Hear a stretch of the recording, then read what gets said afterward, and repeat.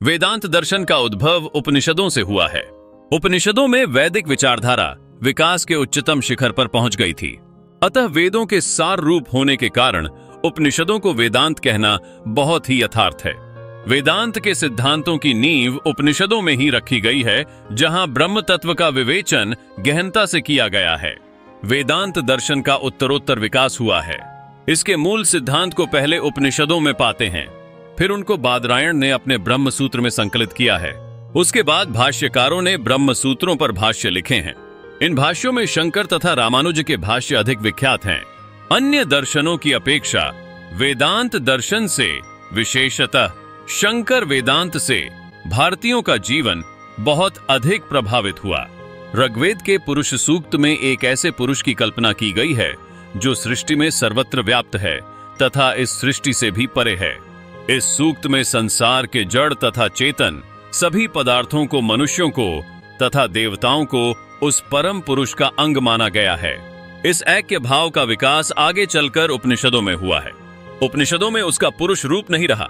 उपनिषदों में ब्रह्म को सत, आत्मन या ब्रह्मण कहा गया है। ये सब एकार्थक शब्द हैं। संसार इसी सत से उत्पन्न हुआ है, इसी सत पर आश्रित है तथा प्रलय होने पर इसी सत में विलीन हो जाता है। संसार का नानात्व, अनेकत्व असत्य है। उसकी एकता ही एकमात्र सत्य है। संसार में एक ही परम सत्ता है और इसका नानात्व असत्य है। आत्मा या ब्रह्म ही एकमात्र सत्य है। यह अनंत ज्ञान तथा अनंत आनंद है। इस सृष्टि में सभी पदार्थ, चाहे वे जड़ हों या चेतन, उस परम पुरुष का अंग माने जाते हैं। उपनिषदों में इस विचारधारा का और आगे विकास हुआ, जिसमें पुरुष का स्थान सत, आत्मन या ब्राह्मण ने ले लिया। यह तात्पर्य है कि संसार का समस्त अस्तित्व इन्हीं मूल तत्वों पर निर्भर करता है। इसके अनुसार संसार का नानात्व, विविधता असत्य है और परम सत्य की एकता ही सत्य है। शंकराचार्य ने उपनिषदों की व्याख्या विस्तार से की है। उनके अनुसार उपनिषदों में विशुद्ध अद्वैत की शिक्षा दी गई है। ब्रह्म ही एकमात्र सत्य है। इसका अर्थ केवल यह नहीं कि ईश्वर के अतिरिक्त और कोई सत्ता नहीं है, बल्कि ईश्वर के अंतर्गत भी कोई सत्ता नहीं है। वेदांत दर्शन में ब्रह्म को ही एकमात्र सत्य के रूप में दर्शाया गया है, जो केवल ईश्वर नहीं बल्कि संपूर्ण अस्तित्व का आधार है। उपनिषद में उद्धृत नेह नानास्ति किंचन तत्त्वम असि अहम ब्रह्मास्मि सर्वम खल विदम ब्रह्म इत्यादि महावाक्य इस अद्वितीयता को प्रकट करते हैं। यदि ब्रह्म के अंतर्गत अनेक सत्ताओं का समावेश माना जाए तो इन उक्तियों की, उपनिषदों की समुचित व्याख्या नहीं की जा सकती है। यदि ब्रह्म के अंतर्गत अनेक सत्ताएं निहित हैं तो इन उद्धरणों की अर्थवत्ता भंग हो जाती है।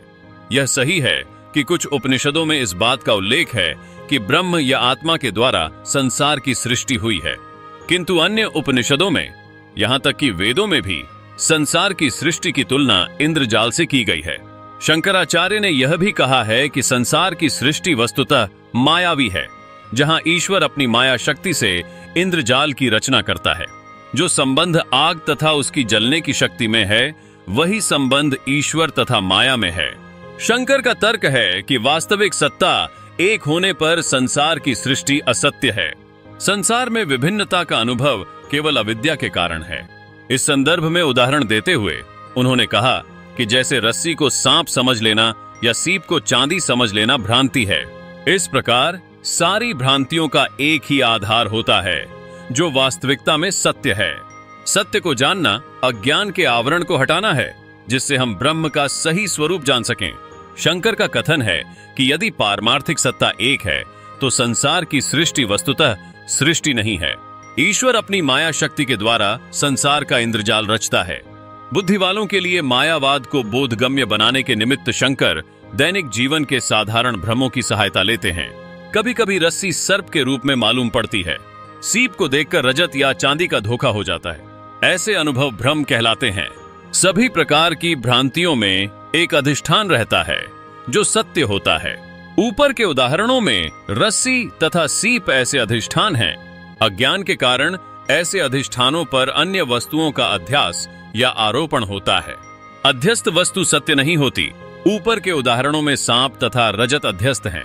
अज्ञान से अधिष्ठान का केवल आवरण ही नहीं होता, वरन विक्षेप भी होता है। अर्थात उस पर अन्य वस्तु का आवरण हो जाता है। विश्व की अनेक रूपता की व्याख्या इसी प्रकार की जा सकती है। ब्रह्म एक है, अतः अविद्या के कारण उसमें अनेक की प्रतीति होती है। अविद्या के कारण हम ब्रह्म का सच्चा स्वरूप नहीं जान सकते हैं। हम उसे नाना रूपों में देखते हैं। जैसे बाजीगर एक ही मुद्रा को कई मुद्राओं में बदलता हुआ दिखलाता है। इस भ्रमात्मक प्रतीति का कारण जादूगर के लिए तो उसकी जादू दिखाने की शक्ति है, किंतु हमारे लिए उसका कारण हमारा अज्ञान है। अज्ञानवश हम एक मुद्रा को कई मुद्राओं के रूप में देखते हैं। इसी प्रकार यद्यपि ब्रह्म एक है, फिर भी माया शक्ति के कारण उसके अनेक रूप दिखाई पड़ते हैं। साथ ही साथ हमारा अज्ञान भी ब्रह्म की अनेक रूपता के भ्रम में न पड़े। अतः माया और अविद्या वस्तुतः एक हैं। दृष्टि भेद से दो मालूम पड़ती है। यही कारण है कि माया को अज्ञान भी कहते हैं। कहा जा सकता है कि शंकर विशुद्ध अद्वैत का प्रतिपादन नहीं कर सके, क्योंकि वे ईश्वर तथा माया जैसे दो तत्वों को मानते हैं। किंतु शंकर के अनुसार माया ईश्वर की ही एक शक्ति है।